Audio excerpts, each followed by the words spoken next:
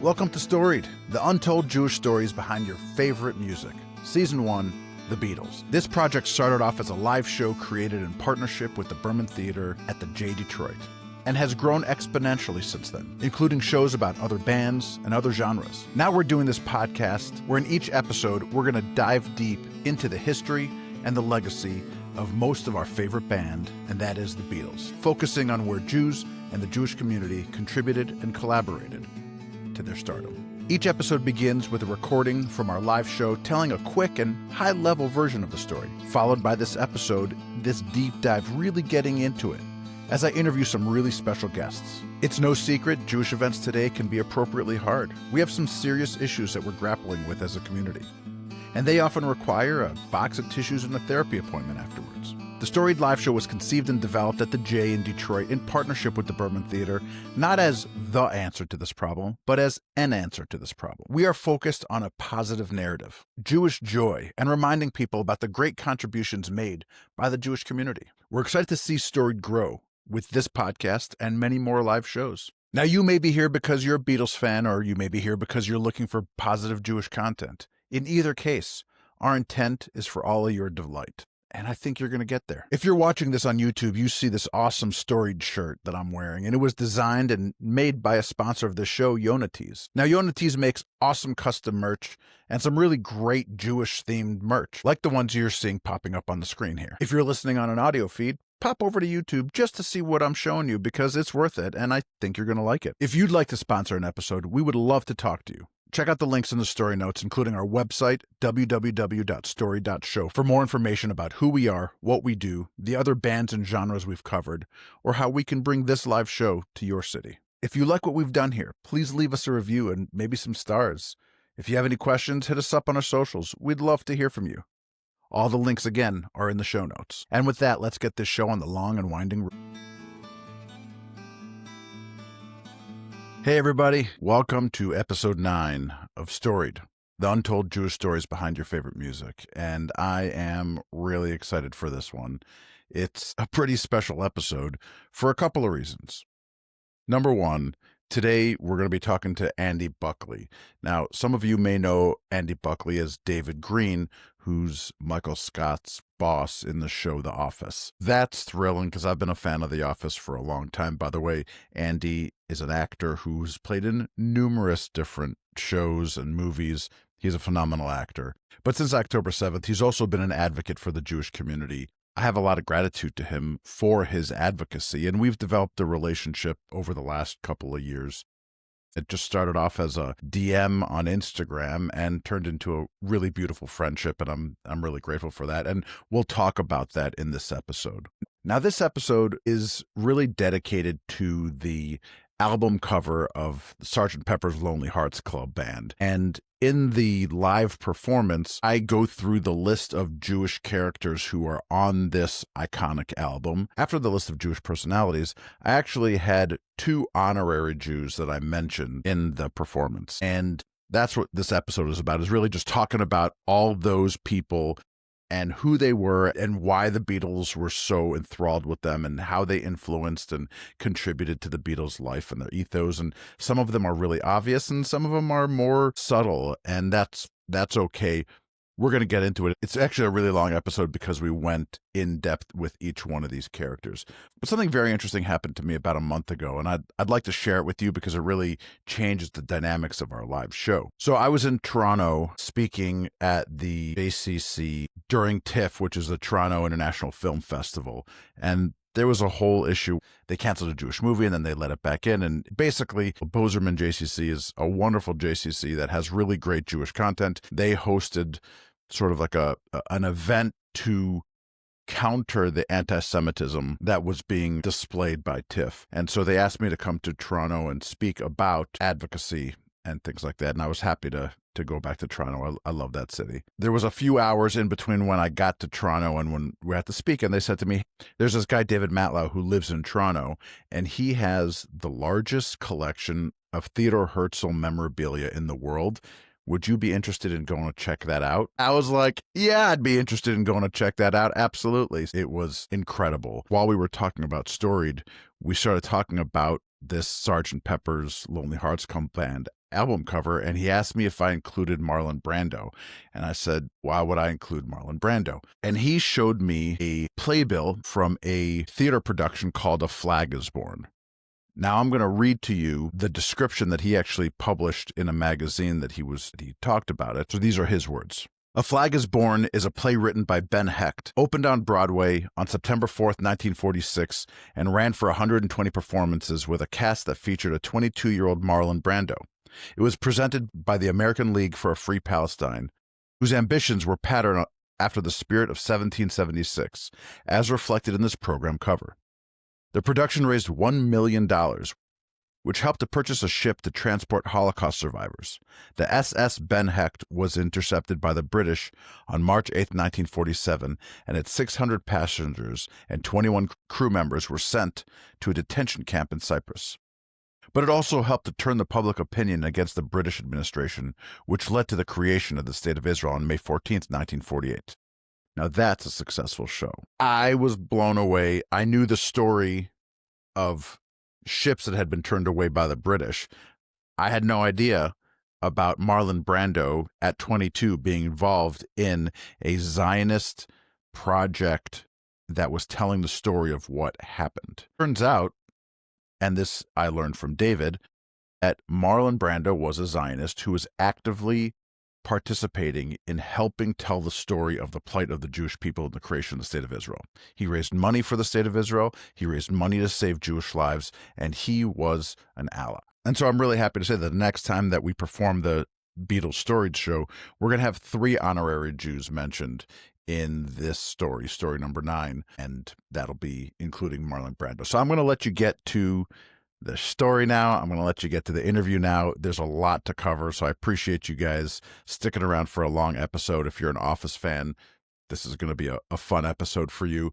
One thing that I do want to mention, this episode was recorded before the last hostages came home. And so some of the tone and some of the conversation that we have here is outdated to where we are today on November 2nd, but it's still relevant to the large scope of things. And so with that, we hope that you enjoy the show. Sgt. Pepper's Lonely Hearts Club Band is an iconic album. It's known not only for its groundbreaking music, but its unforgettable art. The colorful collage featuring a host of famous faces is one of the most recognizable images in music history. But did you know that among these 58 faces, there's a whole number of Jewish folks on this cover? So let's go through the list. Number 1 is Lenny Bruce. Younger people here might know him as the guy from the Adam Sandler song. Richard Merkin, the artist, and Bob Dylan, the one and only. Tony Curtis was born Bernard Schwartz. He was an actor, and in case you need help connecting the dots, that's Jamie Lee Curtis's dad. Wally Wallace Berman was another artist who was very influential on the Beatles, as well as Marilyn Monroe, who converted to Judaism in 1956 when she married Arthur Miller. Richard Linder was a painter. Karl Marx was the philosopher and politician. Izzy Bond was the comedian, who you might recognize from singing the song My Yiddish Mama. Albert Einstein with the worst picture on this cover. Bobby Breen, the young singer. But aside from these 11 Jews, there's 2 people who are on this album cover who are not Jewish. And that is, number 1, Aldous Huxley, who, if you were doing what I was doing in college, you're very familiar with his writings and experimentations. If you weren't doing, he was one of the fathers of LSD. But aside from that, he was a Hollywood screenwriter who made a lot of money as a Hollywood screenwriter, and he dedicated all the money that he made in Hollywood to buying visas for Jewish people, artists, and left-wing activists who were trying to flee Nazi Germany. Aldous saved hundreds of lives in his endeavor and his dedication to helping the Jewish community. Oh, please.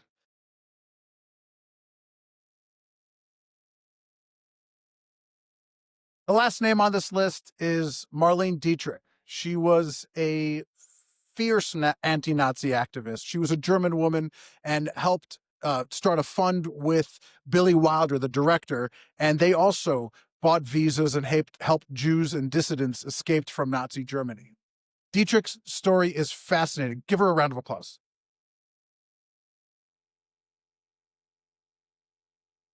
Marlene was ahead of her time. I got to imagine that when Ruth Bader Ginsburg was looking for inspiration, she looked to Marlene.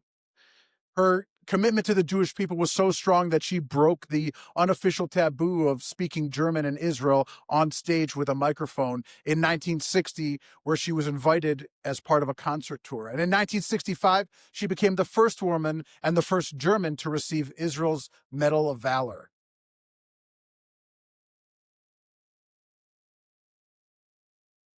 I'm going to give one more plug for the podcast. If you want to hear more about these individuals and why they were so influential on the Beatles, we have an episode about that, and you should check that out.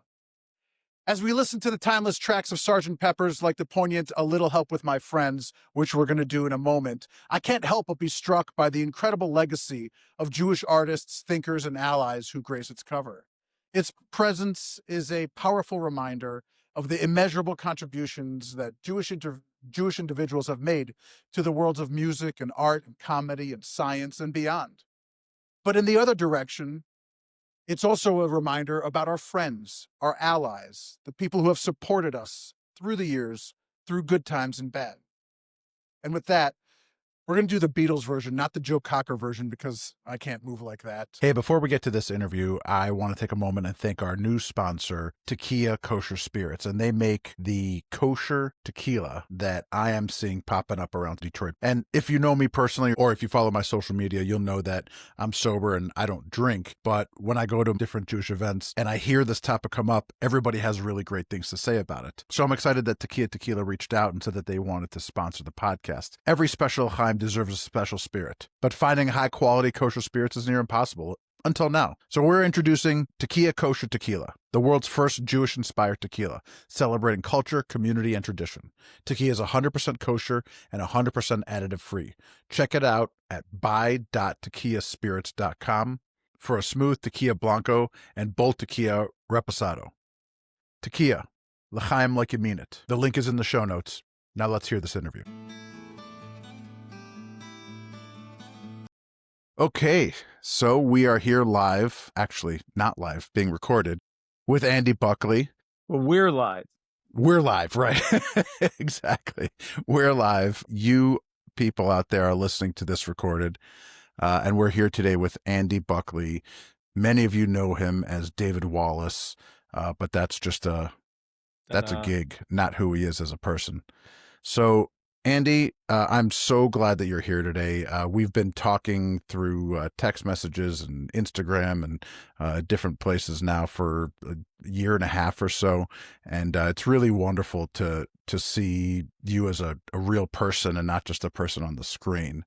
And today we're going to talk about the Beatles, and specifically Sgt. Pepper's Lonely Hearts Club Band and the album and the iconic nature of the album.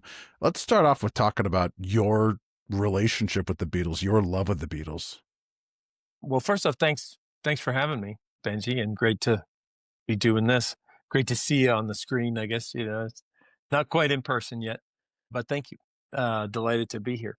It's funny. I guess my whole thing with the Beatles started when I was, what would I have been? I've been like 7 or 8 years old. My uncle, Mike, was a huge Beatles fan and introduced me to it. And, Meet the Beatles.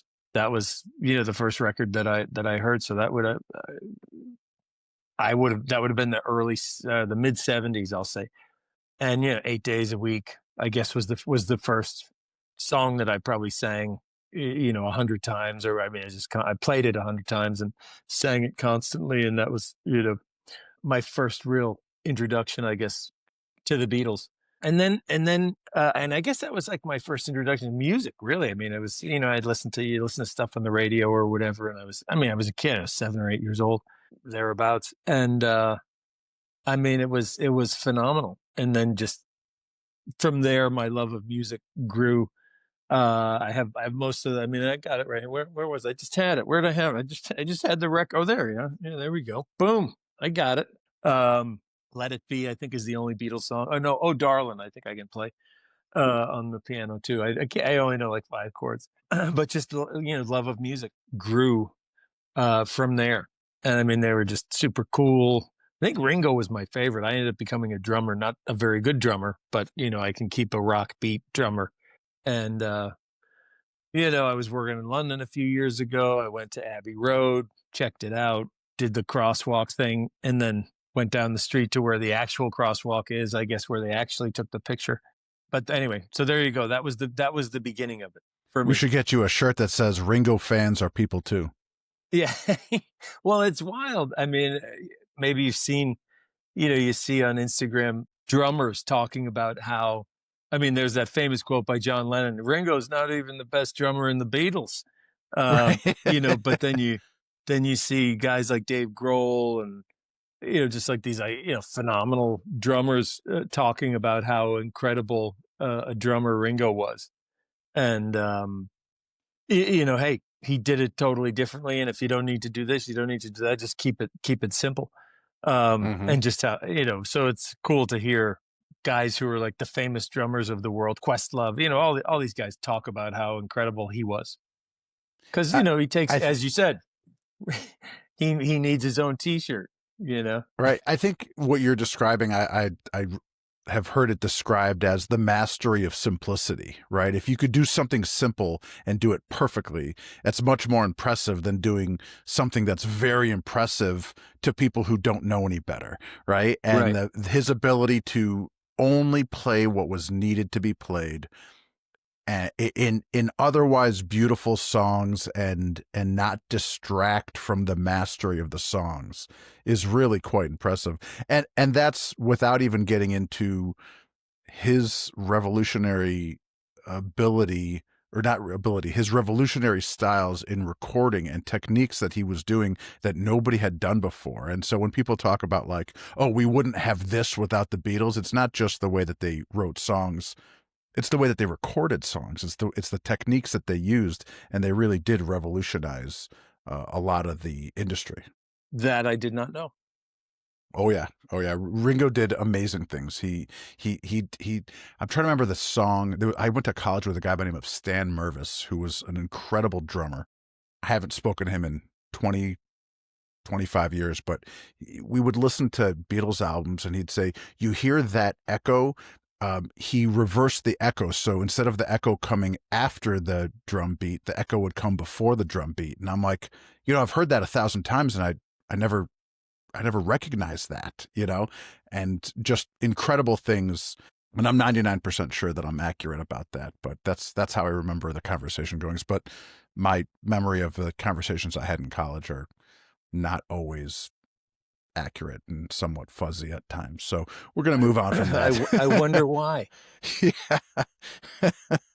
we're going to glaze right past jump that. ahead. So as we talk about Sgt. Pepper's Lonely Hearts Club Band and the iconic nature of that, I mentioned it in the beginning, The Office has become that cultural phenomenon, the zeitgeist of modern culture. It's really wild to hear my 15-year-old make jokes and references to The Office, and she may or may not even know that those are Office jokes, and more than often she does know.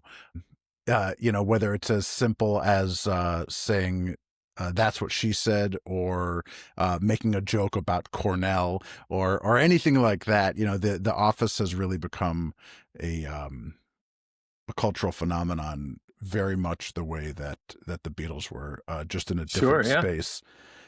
Let's dig into the icons that are on the album cover and talk about them and who they were and why the Beatles chose these people. So let's go down the list and talk about them. By the way, I got to ask you an Office question first before we do that. The You know, I've done some theater too. I'm kidding. I'm totally kidding.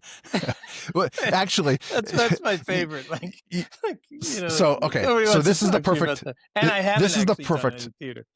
This is the perfect time to tell this story. So about 6 weeks ago, my wife and I are watching season 2 of a show called Fubar, and Andy, you're in that show. For anybody else who doesn't know this show, it's Arnold Schwarzenegger and crew, and it's a sort of a spoof CIA type of show.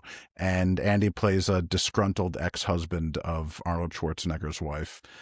There's a scene where you are exposing your butt to the camera, and my wife and I are laughing hysterically, and I texted you, and I don't remember what I said, probably something along the lines of nice butt, and it was 11:30 at night here in Detroit, so it was still reasonably during the daytime for you, and my wife's like, who are you texting at 11:30 at night? I'm like, that ass right there.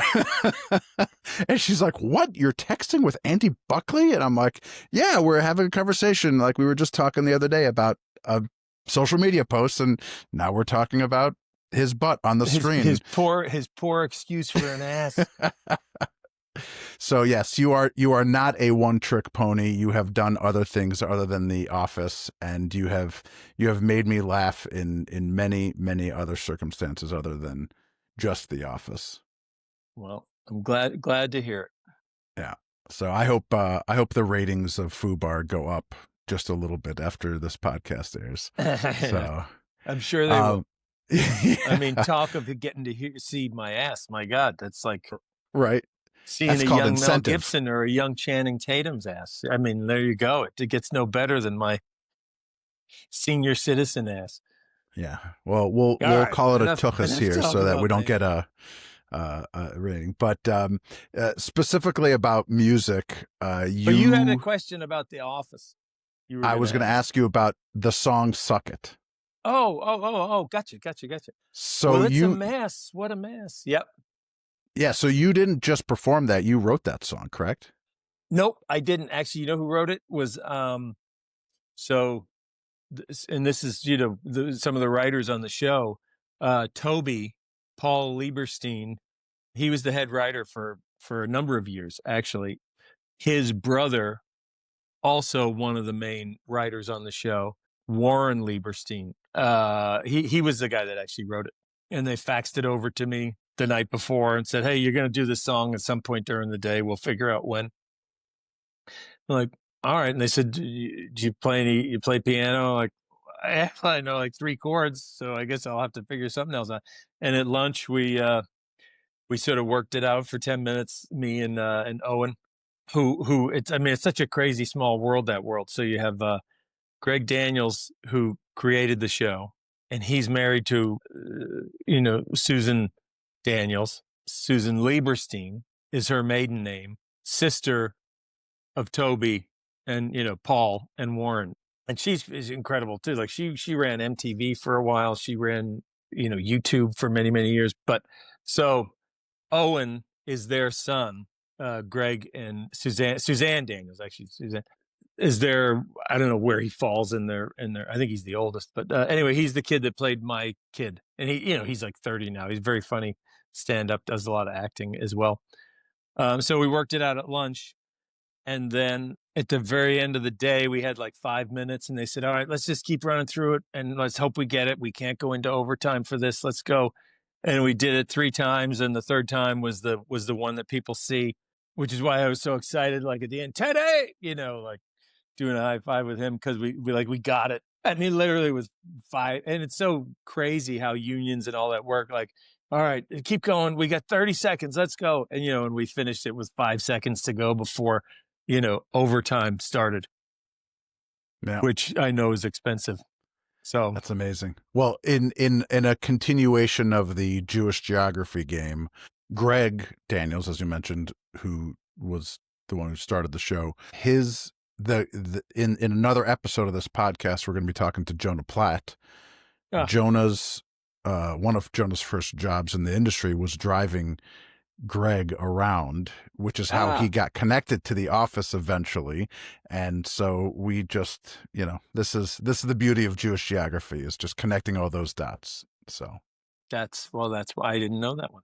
Yeah. So I worked with Ben Platt for half a day once. It was fun. He was lovely. Yeah. Jonah's brother. I mean, I don't know him. Yep. Beyond that, but good Jonah's people. great. He's amazing. I love his show. Yeah, his show is really stupendous. So, all right, let's talk about some of these characters on the cover. So the first one, I was going to say possibly the most famous, but they're all icons. Lenny Bruce, who was a comedian. Some people, the younger people who may be listening to this, may only know him from the Adam Sandler Hanukkah song, right? Lenny Bruce. But he was not just a comedian. He was a satirist. He was somebody who talked about politics and sex and religion, and did so with a sharp tongue and a level of irreverence, I think is a good way to put it. Oh my goodness, sure, yeah. And I mean, there's that great movie, Lenny, that Dustin Hoffman played him. Yep.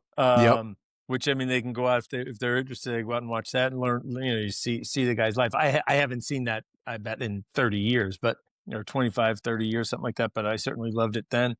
And he was like George, and even kids may know George Carlin. I mean, he was sort of, he was ahead of George Carlin, I think, slightly, right? I mean, I know they were probably came up around the same time, but Lenny was probably the star and George was the young guy, and then continued on that irreverence. But he was even more so. I mean, and I know he didn't he get arrested a couple of times, like at political protests, I think. And I don't know, I'm a little fuzzy. It's a safe bet. But yeah, I mean, he was like one of the big rebels and inspired, I'm sure, the other rebels of the time, like the Beatles. Yeah. So there's actually a quote that I found where John Lennon said that he cited him as an influence. Like, John and Paul were famous for being those sharp-tongued smartasses, and Bob Dylan was another one who was a big influence. We'll talk about him in a minute. But, they loved that ability to have the chutzpah, to say those things. And Lenny was a big part of that. So next one is Go ahead. No, you keep going. Oh yeah. No, I was gonna say it's funny how and I was just thinking, and as silly as it is or was at the time, like part of their rebellion was literally just that their hair was a little long. Like how crazy is that like a little bit of before the Stones, and I love the fact that like Mick, when he was inducting them into the the Rock and Roll Hall of Fame, just talked about how, and I say Mick, Jagger, we're good buddies. No. Although I have a funny story about him. I actually got to have dinner at Mick Jagger's house once with him and like 6 people. That's 30 amazing. years ago. It's crazy. I was the Zelig of the, I just, like I had friends. I was always like, anytime I'm in a situation like that, I'm always the buddy of the guy who's actually in the club, and then I'm, the plus one. But but I loved how Jagger just talked about how fantastic the Beatles were and how they were so helpful and influential to them at the beginning, and then continuing on. And as he said, I like to think that we're still great friends after all these years. Them having much longer hair than the Beatles, right? The Stones. It's funny you bring up Mick Jagger. So in one of the episodes in this show, we talk about the look and feel of the Beatles and how they, they wore ties and suits and had their hair done a certain way. And then they started doing acid and, and we got to the Magical Mystery Tour. But when you think about it, they were street kids. They were goofy, poor guys who came from nothing. And so they put on those suits and they put on those ties and they had that look so that they can look like they were coming from a place of privilege or status. And the Rolling Stones were the exact opposite, right? They came from wealth and they came from status, and they played the blues and wore sashes and sort of went away from that to look like they were, to look like they had street cred. And it's pretty amazing how both of those were just the successes that they were with the images that they were trying to portray. That's why I knew Mick, and like I know Mick, didn't he go to the London School of Economics, and he came from a little more. I didn't realize Keith was also like that. Yeah. And and Charlie was just such a class act. Yeah. You know the story with him getting into an argument with him being Charlie getting into an argument with Mick Jagger, where Mick referred to him as his drummer, and Charlie heard about it. He was in a different part of the hotel and heard that Mick had called him his drummer, and he got out of bed, put on a suit, went down the hall, knocked on the door, opened it, punched Mick Jagger in the face and said, "Don't ever fucking call me your drummer again. You're my singer." They turned around and walked out of the room. That's great. So, and, so true, right. I guess. Yeah. We're down a rabbit hole. Let's go on to the next one. So Richard Merkin, who's a painter and illustrator, so he was an American artist. He wasn't British, and had these really amazing portraits that he made of jazz and pop culture and fashion. He was really very much into this pop culture, and he wasn't directly tied with the Beatles, but he had this sort of avant-garde circle around him. And Peter Blake, who was the guy who designed the album, he really pushed to have Richard in this because of the avant-garde nature of his work and in fashion and in music. And it's really an amazing addition to the album when you think about what Richard was able to put out there.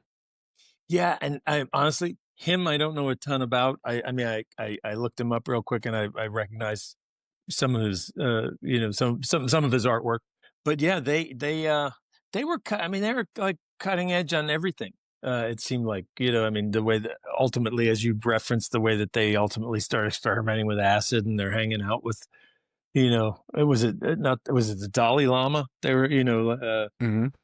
Yeah. Yep. I mean, like, who gets, I mean, I guess if you can hang out with anybody, that's what they did. Right. If you're going to hang out with anybody, hang out with the Dalai Lama. Yeah. That's amazing. And so they, yeah.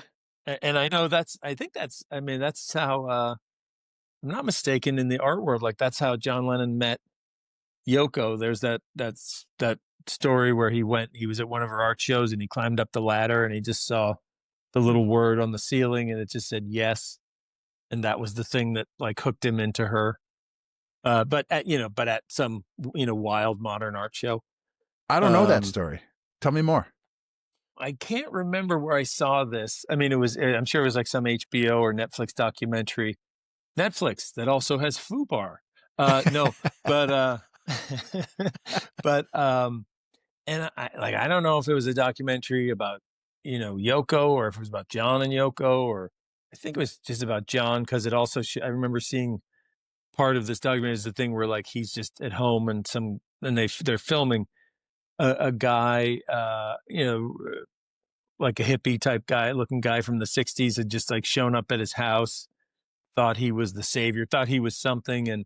And the calm nature that John dealt with the guy, and just the respectful way that he dealt with him and asked him questions and everything, because he's, you don't know who this guy's going to be. And this is back in the 60s or maybe early 70s. But part of that documentary was him, or him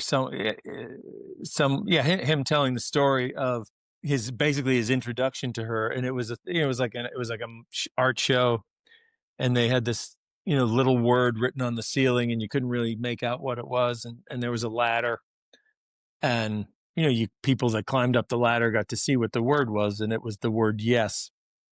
So just climbing up the ladder is saying yes, as opposed to, the heck with it, who cares? And that was apparently like the initial thing that like hooked him into Yoko. Fascinating. I never heard that. I'm going to have to do a lot more research and dig into that. I love it. And this right here is why this podcast. I'm glad I know something about the Beatles that you didn't know. No, that's amazing. You telling that story is why we're doing this. So, and I think I'm 90% right on that. So yes, in the ladder and all that is key. Or Right. like I know that's definitely true. And I know that was the thing that hooked him in. I think maybe somebody else actually tells the story in the documentary. Right. But Right. I by the way, I tell stories the same way. Like I'm pretty sure that most of that is fairly accurate. So yeah, yeah, that's perfect. it's reasonably Uh, true. so next one is Bob Dylan, and we actually have a whole episode of this podcast that's dedicated to the story of the Beatles being in America for the first time. They sort of worshipped him, came to a party at his hotel room. I'm not sure if you saw, I believe you saw this in the show. So they come to a party at his hotel room, and they had never smoked marijuana. They had never done acid. They were drinkers. And John and Paul are sort of sitting at the feet of Bob Dylan, worshiping him. And they say, "What do you think of our music?" And Bob says, for some pop music, it's nice. But if you want to change the world, smoke this, pick up an acoustic guitar, and write poetry. And they took that very seriously.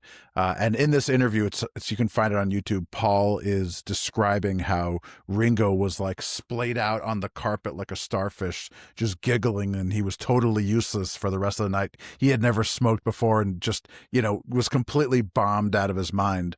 But they went back to England and they got high and they took acoustic guitars and they tried to write poetry, and that's where we have the album Rubber Soul. And that album came from that experience. And John specifically said that when they were writing the song Norwegian Wood, every time they had to make a decision, they'd say, well, what would Bob Dylan do here? And so they really tried to focus the energy of Bob Dylan in writing those songs and that album in particular. And so That's Bob wild. being on yeah. Yeah.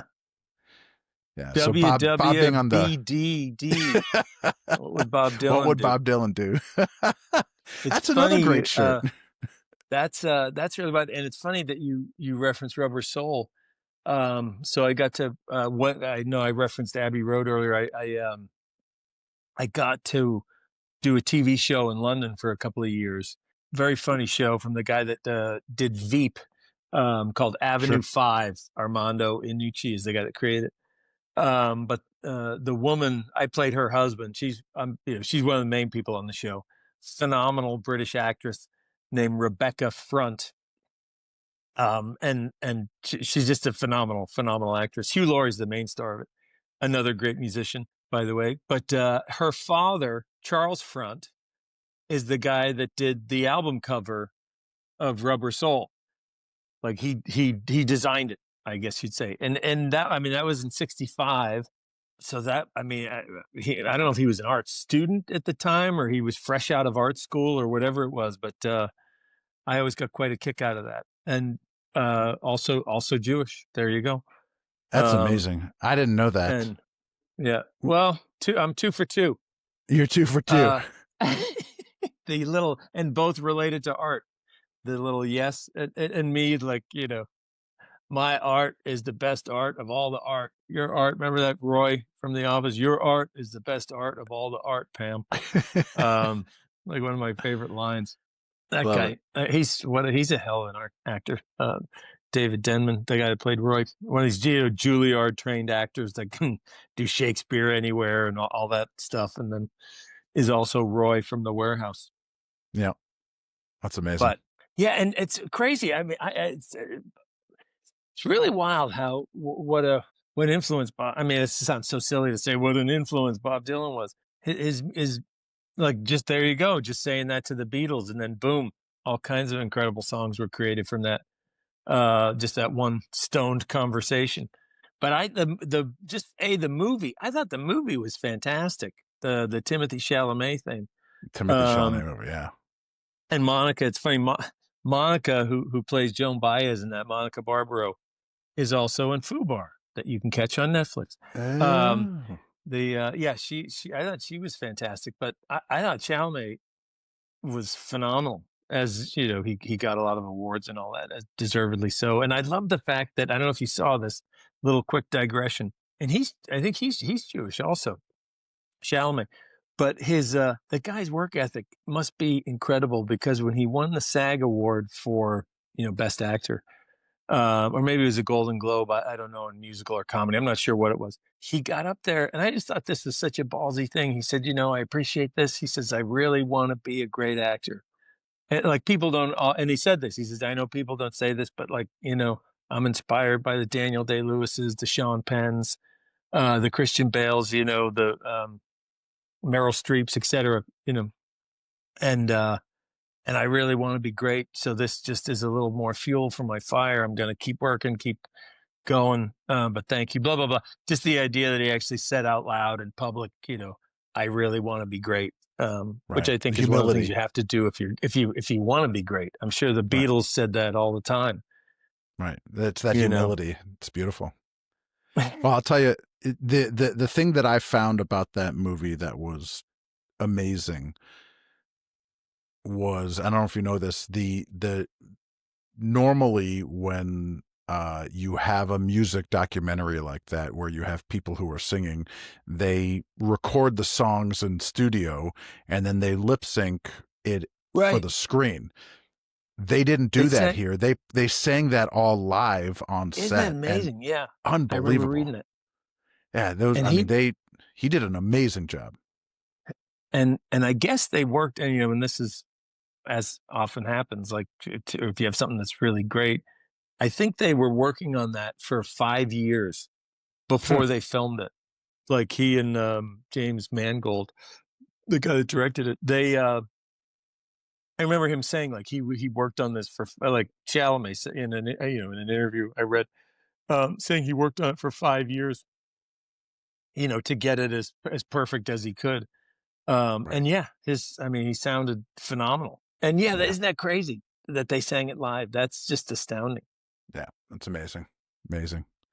All right, next on the list we've got Tony Curtis, and this one's spectacular to me because most people know who Tony Curtis is. He was the actor and Some Like It Hot and Spartacus, but Tony Curtis was born Bernard Schwartz, and Bernie Schwartz. Bernie Schwartz. I love that, and he's another one who never directly interacted with the Beatles, but the iconography of Tony and those movie posters and him just being that smiley face with those big teeth and just being there was why he was included. They loved that, the iconography, the glamour, the beauty. And it's funny, he was so, like, people like, he was like, I think as big as, if you like combine Tom Cruise and Brad Pitt, together, like he was that huge, to the point where Elvis, and you may know this, I don't know, Elvis was Elvis he was as big as Elvis ever was, type of thing, was such a huge fan that because Tony had like the jet black hair, Elvis dyed his hair jet black. Like, I don't know when it was in the, what the timeline was when he did it, sometime in the 60s, to look more like Tony Curtis, to be, as cool as Tony Curtis, or try to be as cool. But it was because of Tony Curtis that Elvis dyed his hair from sort of like, I don't know, brown like mine to, I think as they call it, jet black. Jet black. That's how big he was. That's incredible. I didn't know that story about Elvis. I got an interesting Elvis story for you. Elvis with the Beatles.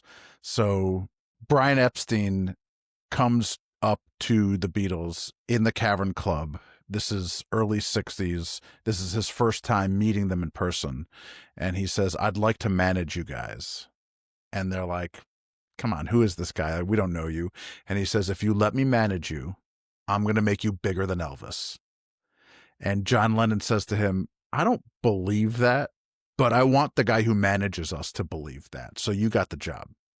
And that's how Brian Epstein became their manager. Ah, that's amazing. Yeah. And that's true. You want the person managing you to believe that. Yep. Yeah. And I find it amazing that John didn't think that he could do it. He wanted to be bigger than Jesus, but he couldn't be bigger than Elvis. That's right. We're bigger than Jesus. I forgot that one. My dad was a huge, both my folks, huge Elvis fan. And my first concert, me and my older brother went with my folks, was seeing Elvis Presley in what was his, one of his last shows. This was May 1st of 77, and he died in August of 77. I sometimes confuse that if he died in 78 or 77, but whatever it was May 1st, and then he died 5 months later, and we were in like the last row at the Chicago, stadium where the basketball team played. I don't even know if it's still standing, but anyway, probably not. It's been replaced, but, and it was incredible. Oh, it was incredible. I think I jumped from the Beatles, being a fan of the Beatles, to Elvis sometime between ages, 8 and 9 to like 10 and 11 or 11, 12. And that's so, yeah, it was phenomenal. So that's my little Elvis story. I'm a couple years younger than you, and I also grew up in Israel, and Elvis was just not a thing in Israel. And so when we moved to America and people talked about Elvis, I didn't get it. It was beyond me. And only through the process of like actively researching and listening and watching videos and documentaries have I come to an appreciation of like, this guy was incredible. Like and it wasn't just that it was great. It was unique and different, and nothing like had ever been seen or done before. It was just unbelievable. Yeah.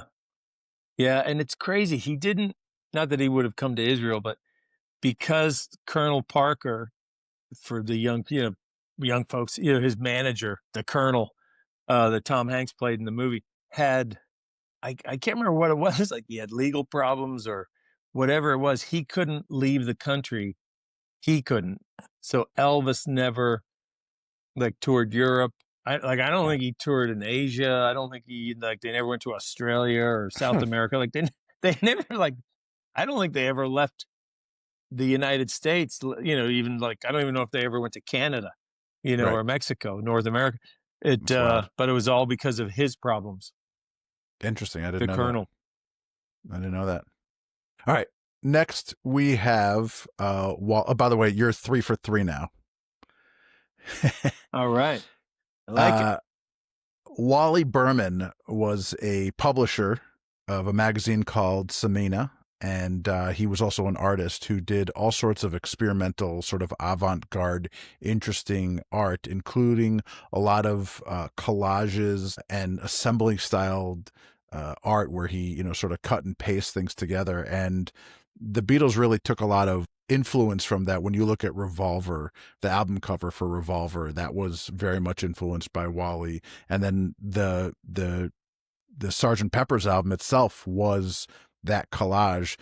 For those who are listening, for those who are listening and not watching on YouTube, Andy held up Sgt. Pepper's before. Now he's holding up the album for Revolver, and that's amazing. I forgot to hold up Rubber Soul, by the way. Ooh, I love that album. Charles Front, Rebecca's dad. Yeah, I love that album. It's so good. I imagine Wally Berman was the big influence. I probably on Andy Warhol too, I guess then. Yeah. I would imagine. I mean, maybe they were contemporaries, but yeah, I think that they were drawing from the same well. Right. So, which is, I think, is like so many of those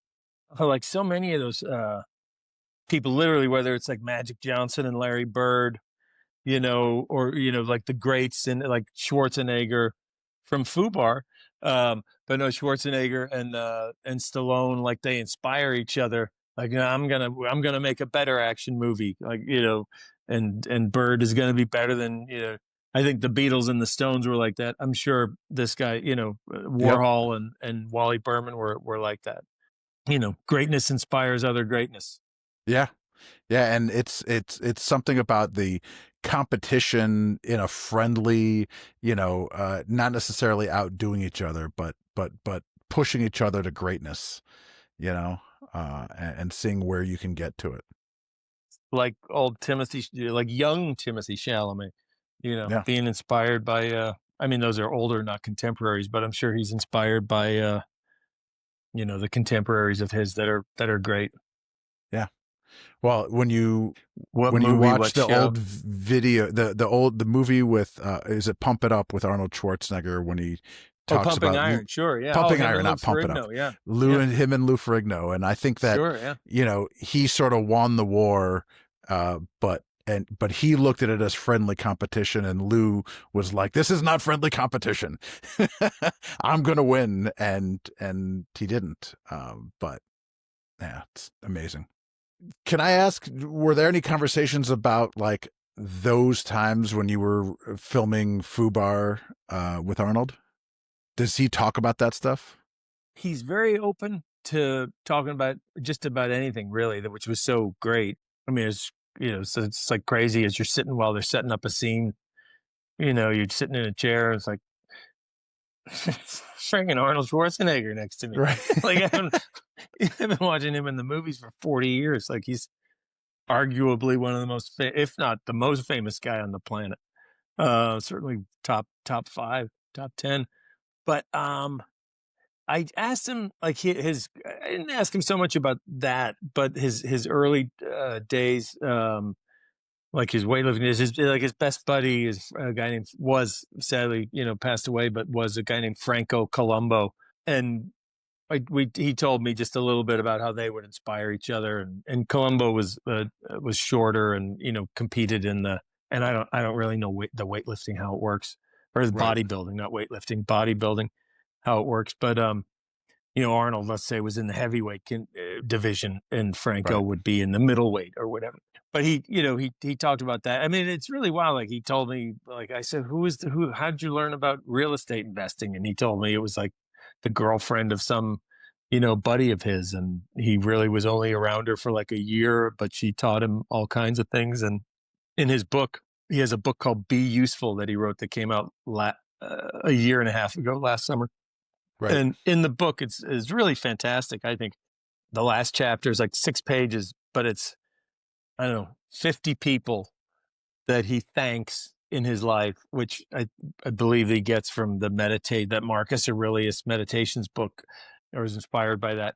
And I mean, he talks about, and it's crazy, the people that he's thanking, because of course he talks about his parents, and they get a couple of sentences. Then the guy that taught him weightlifting, who was the father of a good friend of his back in Austria. And then this woman, he mentions the real estate woman. Yeah, but then he's like, Nelson Mandela taught me how to be an international humanitarian.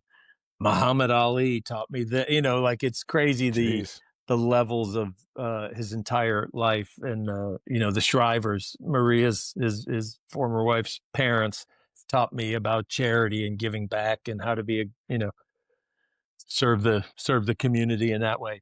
And then his kids, blah blah blah. He covers a lot of it. But yeah, so weightlifting or bodybuilding specifically, he spoke about just him and Franco. I didn't ask him much about Lou Ferrigno. Yeah, that's amazing. Have you ever Next seen time I see him, next time you see him, don't show him your ass again. Did even, you ever see even had like a funny comment about that. I can't remember, or I can remember. I'm just not going to say it. You'll tell me after. There's a clip on YouTube of I believe it's Johnny Carson interviewing Arnold, and he says, "What got you into weightlifting?" Do you know this clip I'm talking about? The thing where he's looking in the mirror and he wanted everything to match. Yeah. So Yeah. for everybody else, Arnold responds, "I was 17 years old. I was standing in front of the mirror naked, and I saw that one thing was disproportionately larger than everything else, and so I needed to start lifting weights so that everything else got as large." And Johnny turns bright red, and Yeah. so good. Yeah. So good. He's got a very good sense of humor. Yeah. It's spectacular. All right, let's go. We're at going into the second half here. So Marilyn Monroe, I don't think she needs an introduction.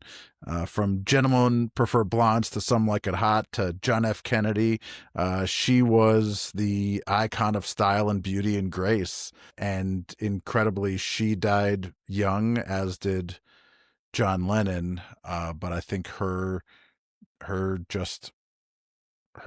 being was the iconic nature that they were looking for.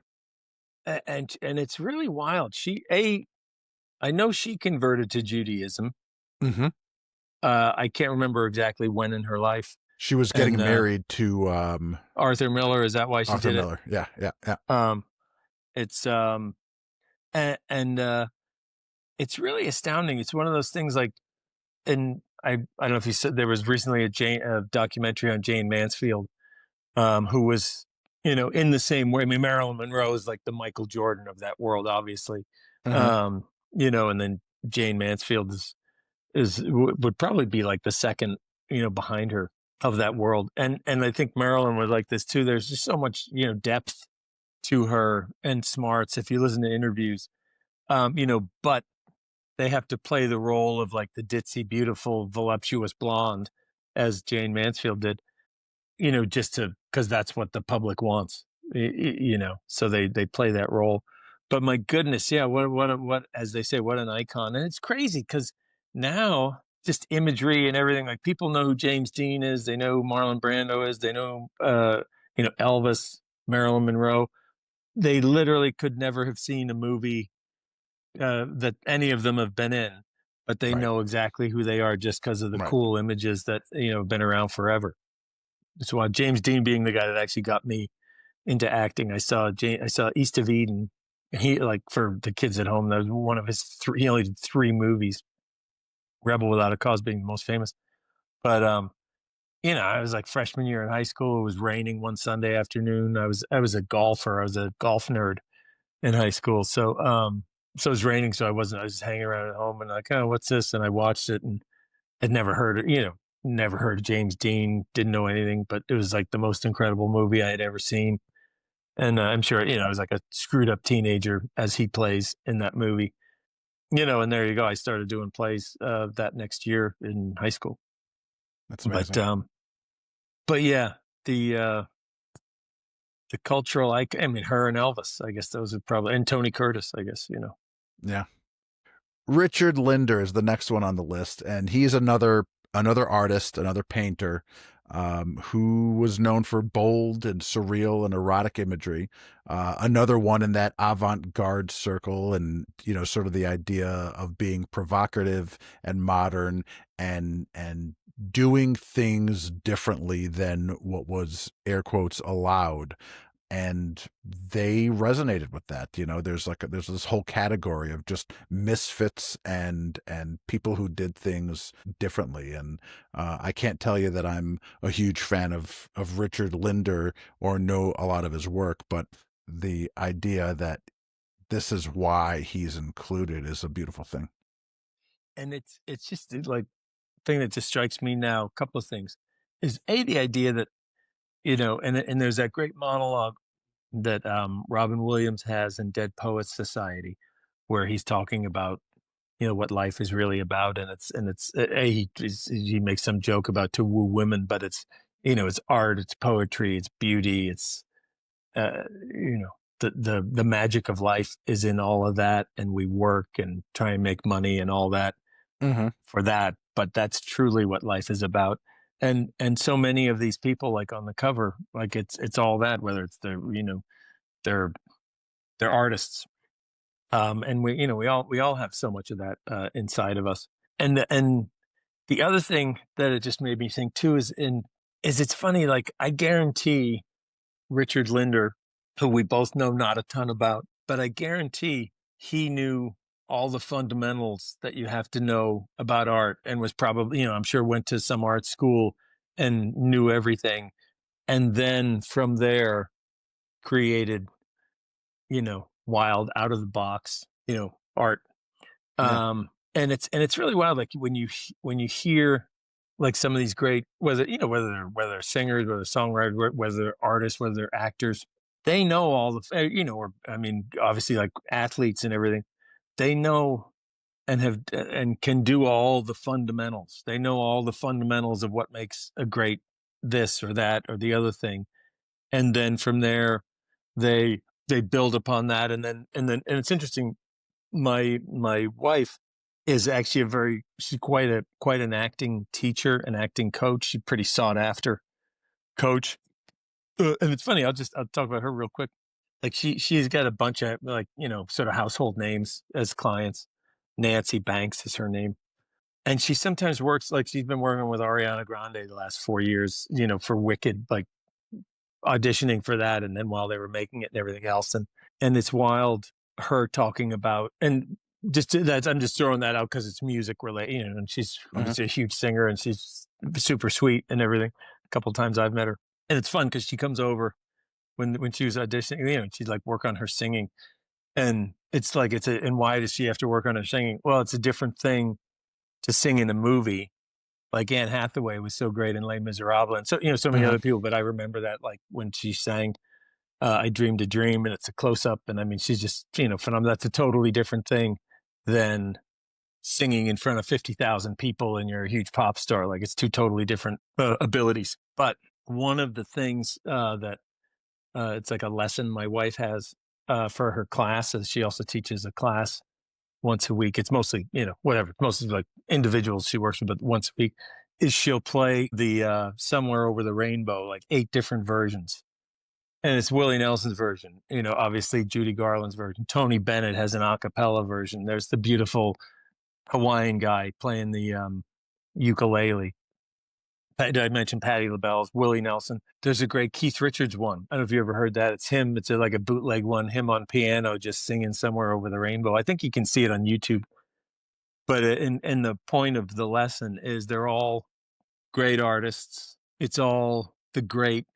It's all the same song. It's the same notes. It's the same lyrics. It's the same everything. And this points to the idea that then they bring who they are, their talent to it. They all know the fundamentals. They all know like whatever chords, blah, blah, blah. We're doing A minor. I don't know music, whatever it is. And then it's whatever like touches them to help to make them create however they create it. Willie Nelson's totally different than Patti LaBelle's totally different than Tony Bennett's and Judy Garland's and Israel. I forget his name, the young Hawaiian guy who sadly passed away. And Keith Richards, blah, blah, blah. And so it's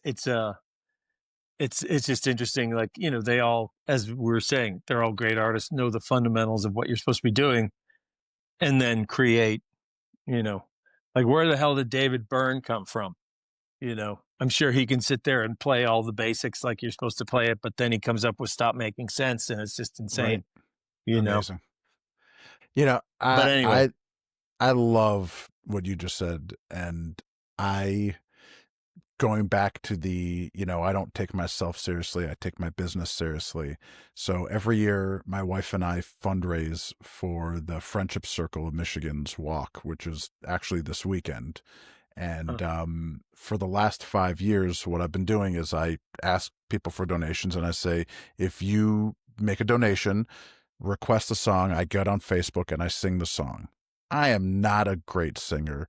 I'm arguably a good singer on my best day, right? And you ever seen that shirt, world's okayest bass player? Like, that's me. I'm the world's most mediocre musician. That's fine. Nothing fancy, but I have my style and the way that I sing and the way that I do it. And the people who do it every year, there's some people who donate because they appreciate my daughter and what we do and what the Friendship Circle does. There's other people who push me to do things out of my comfort zone. And so this Saturday, I'm actually going to be going live streaming on Facebook and Instagram. And I have to do a song called Diet Pepsi. If you know that song, the chorus is, I lose my innocence in the back seat.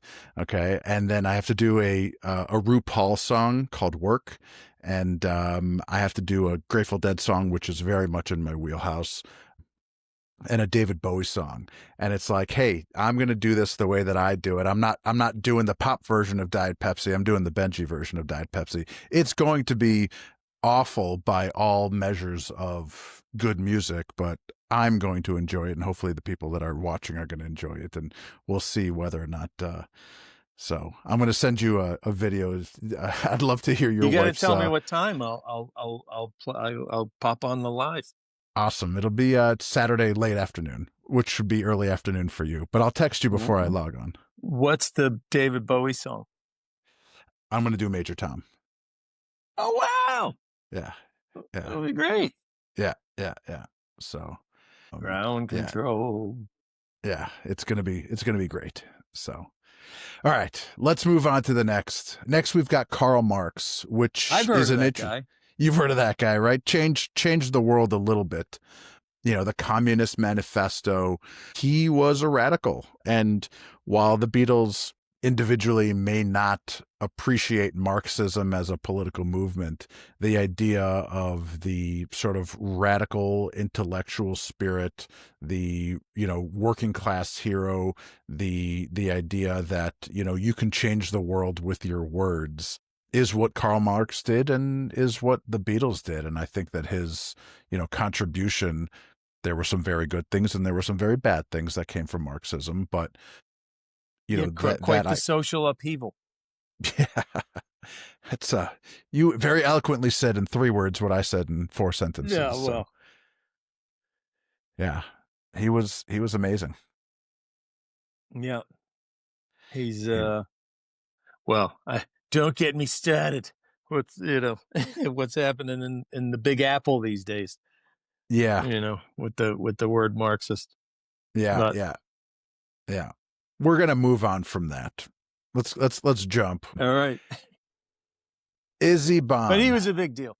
He was a big deal. He's an icon. Listen, most kids today will look at the album cover of Sgt. Pepper and maybe can recognize 5, maybe can recognize 10 people, and Karl Marx is one of the recognizable faces.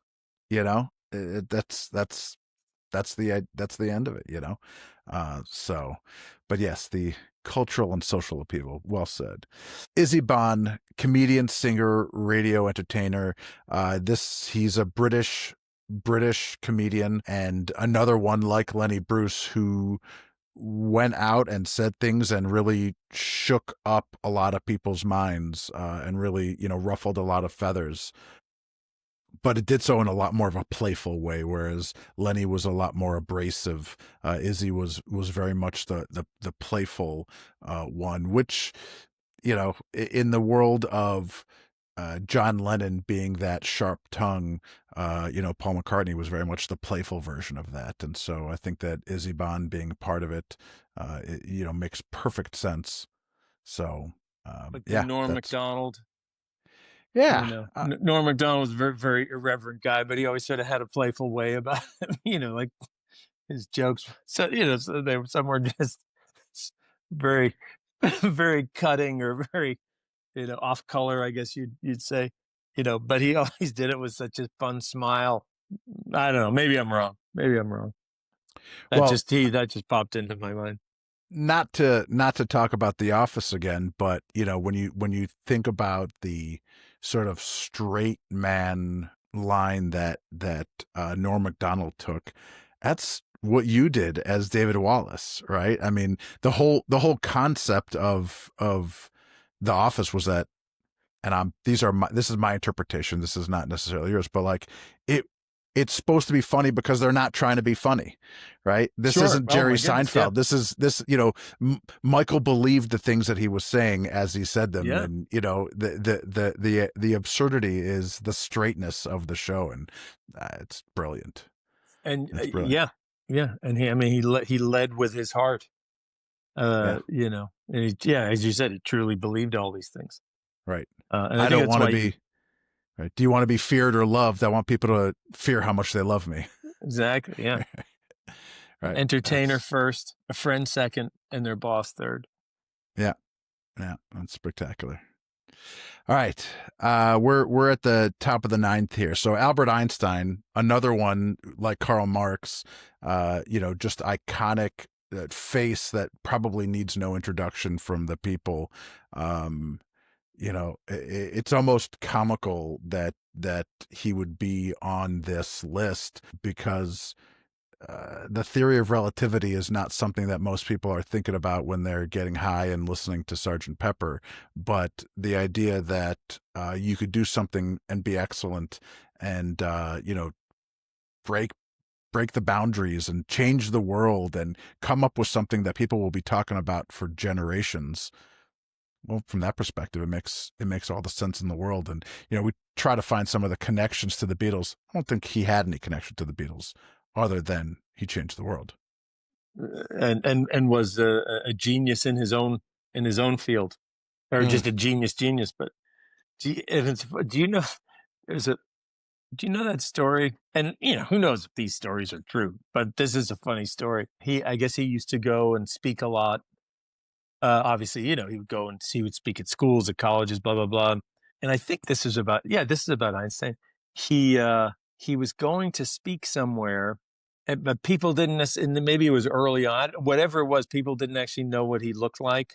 But his driver, he said, it was like the guy that was driving him. He said, "Yeah, I'm so tired. Do you want to do this? You want to do this talk for me today?" Do you know this story? And so the driver, and I think it's about him. The driver got up, said, "Sure, I'll give it a whirl." Got up there and started the talk, and then at some point, and was doing fine because he had heard it like 100 times, like he knew it. And at one point, someone asked, the driver / supposedly Einstein, a question that he didn't know, and it's just a funny story. And the driver said, "Oh my goodness, can someone please ask me a tough question? That is such an easy question. I'm going to have my driver answer that one." And then Einstein got up and answered the question. I'm possibly somewhere in the area of that being true. It's a fun story anyway. But yeah, my goodness, yeah, just another. I mean, there's geniuses in every area. Yeah. There's a genius marketer. Like, who are the best marketers of products in the world? Like that's it. You have a certain sense of genius for that, separate of mathematician genius or football coach genius. Mm-hmm. Hopefully the Lions can do it this year finally. Knock on wood. Knock on wood. But yeah, and as what do they say? Genius recognizes genius. I'm sure it's like when those great athletes all get together, or like the incredible business guy is standing there with the athlete, or the military. The George Patton, the Patton of the day. It's yeah, and it's really fun. It's it's really great. It's really fun to see people in their element, like people who are phenomenal at something. Like, who are the greatest performers? I got to see Axl Rose sing just one song once. He came out. It was the Steel Wheels tour with the Stones back in what was that, like 1990 or something like that. I don't know what it was. Yeah, like 1990. So it was the height of Guns N' Roses, and he came out and he sang "Salt of the Earth" with Mick. And it was like mesmerizing. You couldn't, and I didn't have great seats. Me and my buddy had snuck up to better seats, but so they weren't terrible, but they, it wasn't like I was super close, but you just couldn't take your eyes off the guy. The guy from Stone Temple Pilots was like that too. I saw him at a charity event once, and I was like, "Oh my God, you can't!" Christopher Walken on stage, John Malkovich. You literally cannot take your eyes off these people. Like those two guys. It was in plays, but I mean, certainly not as famous. But a friend of mine is this guy Matt Scannell from Vertical Horizon. They had some definitely number one hits and stuff, and he's a great guitar player. And I mean, I've seen him play a number of times. But the first time I saw him play, it was in New York in front of a couple thousand people, and it was just. And I know him and all that, so I'm sure that influenced it. But just to see a guy who's so great at something. I love Rob that. Thomas has become a good pal of mine. It's fantastic. Like Matchbox 20, for those who don't know. It's just so fun to see him sing like in his element, and he, and all those guys. What's your favorite Matchbox 20 song? "If You're Gone," which is, you going to sing that? I'm going to do that tomorrow. All right. I'm writing it down. I'm tuning in. I'm going to do that tomorrow. We'll see how it goes. And it's funny. I meant to mention this earlier. When you're talking about the simplicity of doing something just simple and elegant. And I think it's funny. I think of through our kids, we've actually become good buddies. And I mean, great friends. She was one of our closest friends. Wendy, I've mentioned her to you before. Once, Wendy Melvoin, from Prince. Prince, Wendy and Lisa, Purple Rain days. And it's interesting listening to her talk about like guitar players, like, how about this guy? How about that guy? And she just loves the simplicity of what the job is. As you said, show up, keep your head down, do the job of what the job is. And you don't have to be flashy. And obviously in that case, Prince was the flashy one. I mean, the guy could do anything. And she was just there servicing the music, and it's like when you watch her play, she's just there and she's listening and playing. I'm sort of imitating her now, but she's just playing and listening and trying to just, service the music, I guess, if you will. I have a cool Prince Purple Rain storied, again, Jewish geography story for you. So in the next season of the podcast, we're going to be doing grunge, which was the second show we did. So we talk about everything from Nirvana and Foo Fighters to Stone Temple Pilots and Smashing Pumpkins and Soundgarden and bands that don't start with the letter S as well. But one of the stories is in the Nirvana into Foo Fighters world. So Pat Smear, you know who Pat Smear is? No. So Pat Smear is the short-haired guy who played guitar in Nirvana as the fourth member of Nirvana. And so when you watch the MTV Unplugged Nirvana, he's the other guy playing guitar. Well, as Nirvana was touring, they realized they needed another guitar player to fill in because there was so much overdubbing on the album that Kurt Cobain couldn't do it himself. And so they were introduced to Pat Smear. Well, Pat was a punk guitarist in a band called The Germs.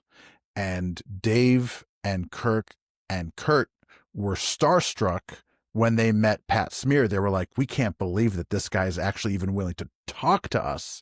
And, there's an interview with Dave Grohl where he says, you don't understand. Pat Smear came into Nirvana as the most famous person in Nirvana, right? And they're like, he was the best musician in the band by far, and he joined the band. And right after that, Nirvana went from big to godly. Wow. So, and then Pat Smear has been an original member of the Foo Fighters from day one through today. He's still a member of the Foo Fighters. So he's been with Dave for over 30 years. Well, before that, while he was in the Germs, he was in Prince's band for about 6 minutes to be in the Purple Rain video. And so during the live show, I actually have a picture of the music video with Pat Smear in it. And it's like, oh my God, I can't believe that's Pat Smear. He looks absurd. It's great. It's great. That's wild. Yeah. I don't know anybody else aside from Dave Grohl, in the Foo Fighters. He would be incredible to see live, or they would be. Oh, it's he's a great show. He's incredible on TV. Like you see him on TV, and the energy coming out of the TV is insane. He's oozing with talent and humble and just a good dude. He's unbelievable. I don't know how he still has a voice. The thing I was thinking about Wendy, it made me think, who are we talking about? I don't know. Just the old comedian. It made me think of this Izzy Bond, just like that guy before Lenny Bruce. Wendy's dad, and you may know this or maybe not. So Wendy and Lisa they've known like the two of them known each other since they were like 3 years old or whatever. They've been buddies and then musical, obviously, partners. Wendy's dad was in the Wrecking Crew, like the group that played on all the records in the 60s that nobody ever heard of them until Glenn Campbell was the first guy that listed their names in the credits. But played on the Beach Boys, played on, the Monkees and blah, blah, blah, all these records. It's crazy. Melvoin, Jesus, I feel terrible now. I'm forgetting his first name. Mike Melvoin.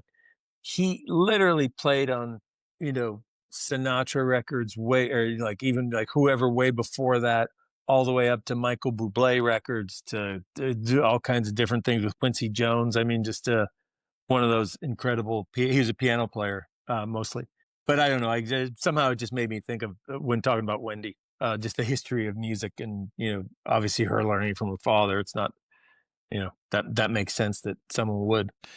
All right, we've got one more Jewish person on the cover of the album, and that is Bobby Breen, who probably nobody listening to this podcast knows who that is, but he was a Canadian-American child star in the 30s. He was a singer. He was a television actor, and he, by the time the 60s rolled around, he was an adult and his fame had sort of gone away.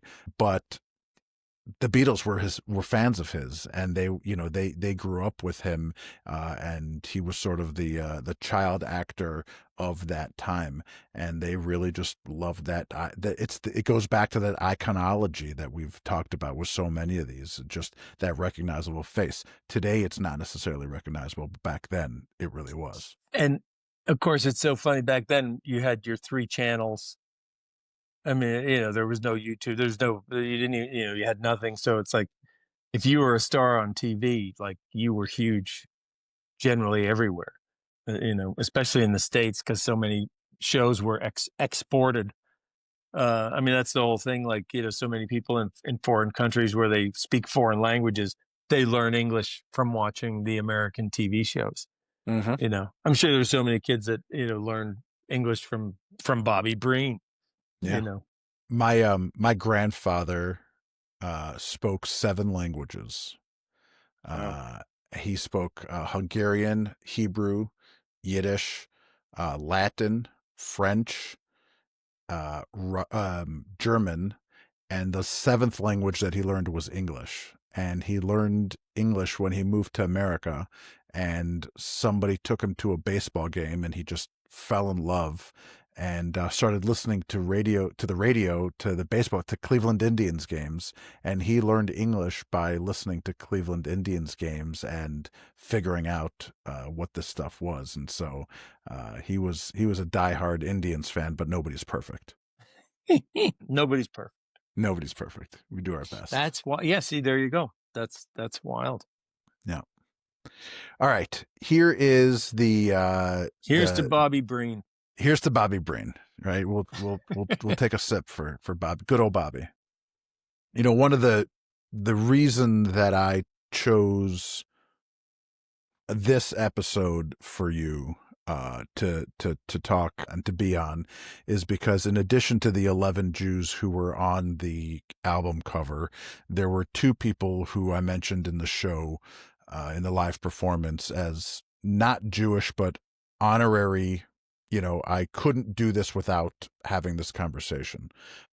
And that is Aldous Huxley and Marlene Dietrich. So, as somebody who is a Grateful Dead fan and a Fish fan and enjoyed college, like we mentioned earlier, Aldous Huxley wrote the book Brave New World and the Doors of Perception. He was a psychedelic enthusiast. He was the guy, if you've ever heard of Bike Day in 1939, he's the guy who put acid on the map.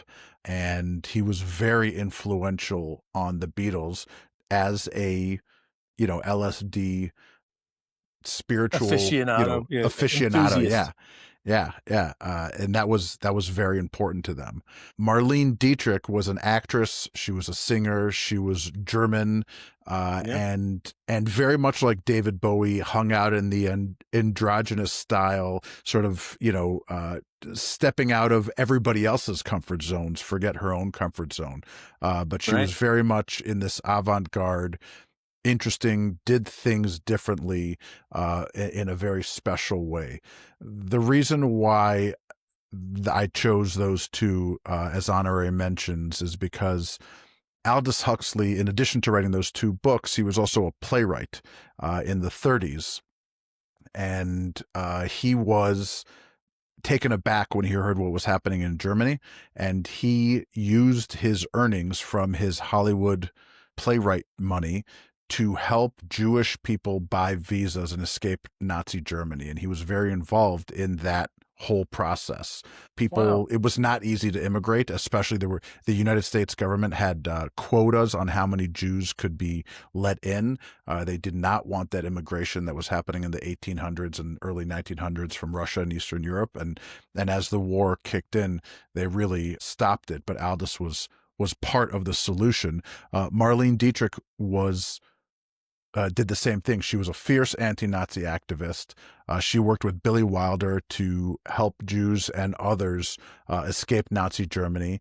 And she was not only active in doing that, in 1960, she went to Israel on a concert tour, and she was the first German who was invited to Israel as an entertainer. And then in 1965, she was the first woman and the first German to receive the Israeli Medallion of Honor as the country officially recognized her activism and her allyship to the community. And I thought that was super special. To bring that full circle to you, Andy, you're not Jewish, but you have since October 7th been an incredible advocate for the Jewish community, and somebody who many Jews, many people in our community are just grateful for your allyship and grateful for your camaraderie and grateful for your moral compass and your lack of fear in letting that known. And so, yeah, let's talk about Aldous and Marlene and you. Yeah, I think a lot of people are talking about the three of us in the same sentence. In the same sentence. Well, it's like Aldous, Marlene, and Buckley. Yeah, that's I didn't know that. And real quick, in college, I tried some of the stuff Aldous talked about. It's incredible.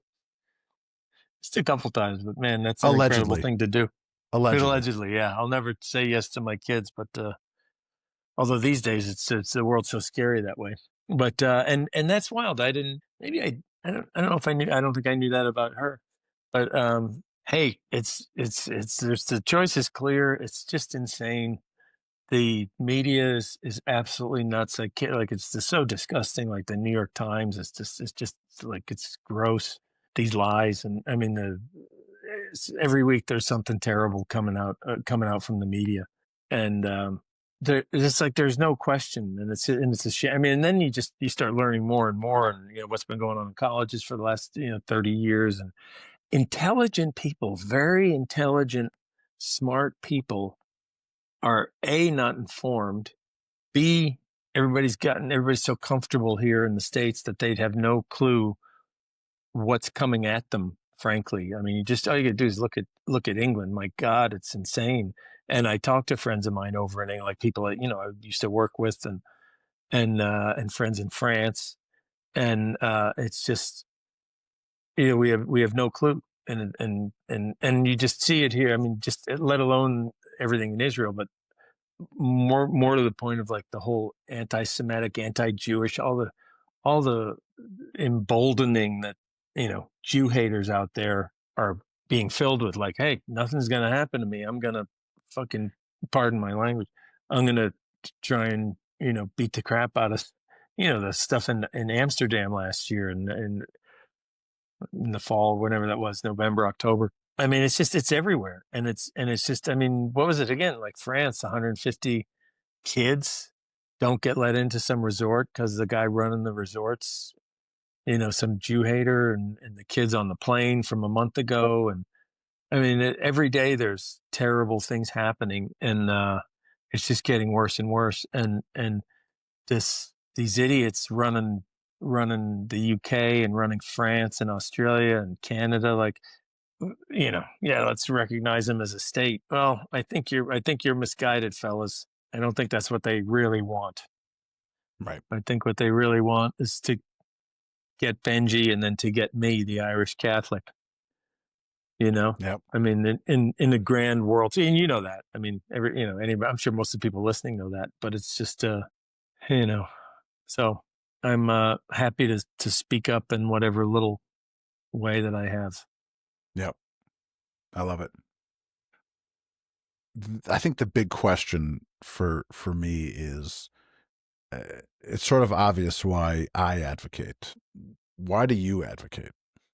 It's just, it feels right, I guess. Obviously, I mean, I guess I can say that. I mean, that's true. It's, to me, the right thing to do. And, I mean, my wife is Jewish. Her whole family's Jewish. My older son had a bar mitzvah. I still don't know. I know very little. Like, I'm not I'm like, I was raised an Irish Catholic. I mean, but I'm pretty lapsed there. I'm not the most religious guy on the planet. I saw something online. Someone referred to me as like a devout Catholic, you know, I'm pretty lapsed these days, but still, a believer, I guess, or whatever. I'm sure you've been expression called is. worse. Yeah, yes, yeah, no, exactly.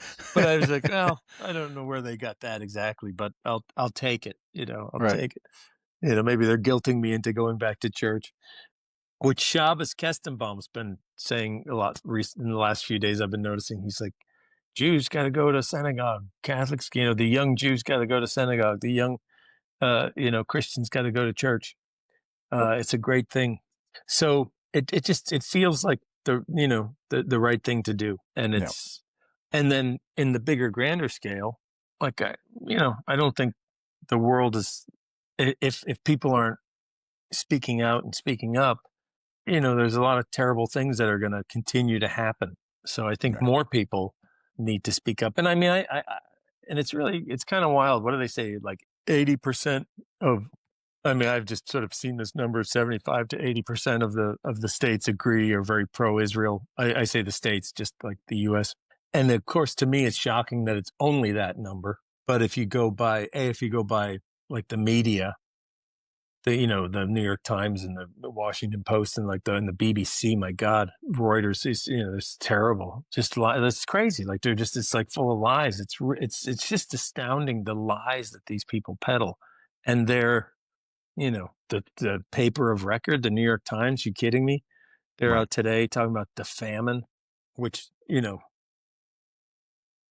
Sudan, little that I know, I would say that perhaps is a famine. There's, I think, a lot of places in Africa that have famine. I don't think that's the right word, but anyway, what you have, like, for every one pro-Israel thing that you read online, there's 50 anti-Israel things. So I think the more voices, the better. But I do think, you have 80% of the people, would stand with Israel. But from the media that is so much out there, like is a bigger presence than the more conservative media, I guess you'd say. You would think that it's you would think it's the opposite. You would think it's the opposite. So the more voices, the better. Amazing. I appreciate it. I know that our community appreciates it too. All right, I got two final questions for you. This whole series is about two things, and that is the Jewish contribution and collaboration, and bringing Jewish joy. So when you hear the words Jewish joy, and you mentioned your son had a bar mitzvah and your wife's Jewish, and you're in and around it, you had dinner with Shabbos Kesselbaum, and when you hear the words Jewish joy, do you have anything in your experience that you would say is Jewish joy, or what do you think of when you hear the words Jewish joy? What kind of experiences have you had around that? Well, the whole Jewish essence to me, and I mean, this is no shock to anybody, is that celebration of life. I think the Jewish people love life, celebrate life. The thing that instantly pops into mind, actually, and it's this lovely husband and wife, and they're, I think, based in Israel, and it was a post on Instagram, and they're singing that One Day song. One day. Yeah. I'm forgetting yeah, exactly. And she's in the passenger seat and he's in the driver's seat, and they have their and I think there's a baby there, but they start singing it, and she has such a lovely voice. And I got it. I reposted. I didn't know how to, like, I'm still learning Instagram. Like, I still don't understand it exactly, but I like reposted it, but only like the first 10 seconds pop up on my thing. But from a fellow, the Real Zvi, ZVI, had it from like a year ago. And it's so funny, every once in a while I go back and I listen to it, and they're singing it, and then he pops in from the back. What say it again? Matisyahu. Matisyahu, yeah. So he pops in singing from the back, and they all sing it together. But the joy that they have singing that song is the thing that just, When you said that, instantly pops into my head. There was another video of kids, Columbia kids. This was well over a year ago, also singing that same song right next to all the protesters, and they had a speaker, and they're singing it, and just the joy that they have singing that song. But specifically, it's that husband and wife. It's from it's so funny. It's from April of 2024, and you just see the joy, the happiness. It's almost like that, to reference a recent movie, Chariots of Fire. Which is, for those at home, it's 40 years old. But you have the two guys in that movie, Ben Cross, and then I forget the other guy's name, who's the preacher, and he's talking about when he runs, he feels God's presence in his body, and you see him run, and I mean, the look on his face, it's like he's going to heaven. It's there's such joy on the guys, throughout the guy's body, and I see that primarily more in the wife of this video. Go check it out, folks. Yeah, I'm gonna find it. I'm gonna link it, and I'll send it to you. It's It's so lovely. It's like, anyway.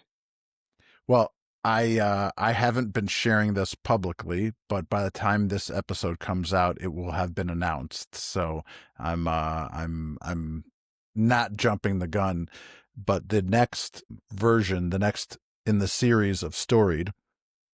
So as I said, we've done the Beatles, grunge, and the Grateful Dead. The next show is reggae, and Matisyahu is actually coming to town, and we're doing that show together. Oh, so how about that? It's gonna be a ton of fun. So I can't wait to share this with him. Oh, lovely. Yeah. Yeah, that's lovely. Yeah, that's gonna be great. And then I've just seen him online. But he's part. There you go. And then, I mean, it's his song, so yeah. He's the essence. Yep. And the final question, yeah. Bob Marley's grandkids, like, they live in Israel, right? Yeah. Yeah. Yeah. So Ziggy married a Jewish woman, and they Jewish grandkids. So, and they're practicing. So my last question is about collaboration and contribution.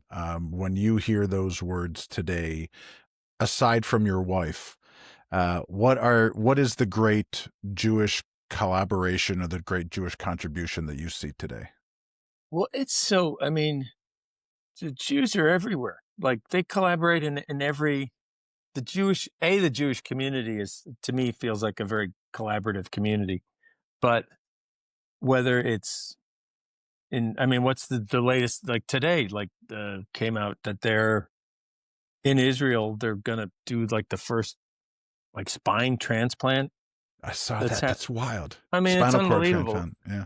And then just medically, all the incredible things that, the medical field that come, into the medical field from the Jewish community.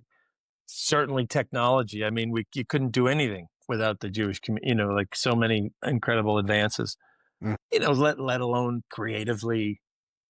I mean, in every world, but more to the point of just general human interaction. Everybody I know, I mean, I don't, just thinking, but like, all my Jewish friends are just people who I know who are Jewish, or people I've worked with who are Jewish, so willing to help, all right there, willing to help in whatever it is that's going on. And, there's just a humility and a general humanitarian spirit, which I guess you could say is collaborative. In all of them. I love that answer. I love that answer. Well, Andy, I got to tell you, I appreciate you giving me so much time today. I told you we were going to keep it about an hour, and we're almost at an hour and a half here. And so I appreciate you. I appreciate your time. I appreciate your allyship and the community that you are not just building, but amplifying. And it means a ton to me. And I thank you. Thank you, Benji. It's my absolute pleasure. And one of these days we'll meet in person. I'm looking forward to it. Give each other a big hug. I'm looking forward to it. Say hi to my buddy Matisyahu. Matisyahu. Terrible. Terrible. I will. I will. The guy can't even pronounce my name. Yeah, Um, I will. but that's Beautiful. fun. Well, I'm happy for you for that. Thank you. And it is. It's so. Anyway, you'll see. I'll send it to you. But I'm no, looking this forward is I enjoyed this thoroughly. I love doing this. Thank you very much for Absolutely. thinking of me, for including me, and I'm gonna keep on speaking out. I guess I do it intermittently. I try not to mix it when I post office things. I'll wait a couple days for some goofy office thing because it's too important. No, there's nothing wrong with it. That's why you have the platform that you do, or one of the reasons why you have the platform that you do. So, all right. Yeah. We're checking out. Thank we'll you, see Benji. you. Thank you, Andy. Thanks, pal. I'll be chatting with you. That's our show for today. I hope you enjoyed it. Please subscribe and leave us a review. It helps the algorithm show other people this podcast. If you'd like to sponsor an episode, again, reach out. We would love to talk to you. And make sure you check out the show notes for the links to our socials and our sponsors. This show was produced by Ryan Storm from This Is Storm Sound. Editing done by Andrea Rizzuto. Production management done by Eric Nelson. Booking by Leanne Deutsch of 16 Mile Talent. Design work done by Tessa Hewitt. Research done by Avishai Bauman. Now, the music you heard is recorded by Evan Sherman, but was actually written by my late father, Rabbi Yosel Rosenzweig, as the original opening of the song that he wrote for the Diaspora Yeshiva band called Pit Huli. I'm your host and storyteller, Benji Rosenzweig, and this has been another episode of Storied, the untold Jewish stories behind your favorite music, Season 1, The Beatles.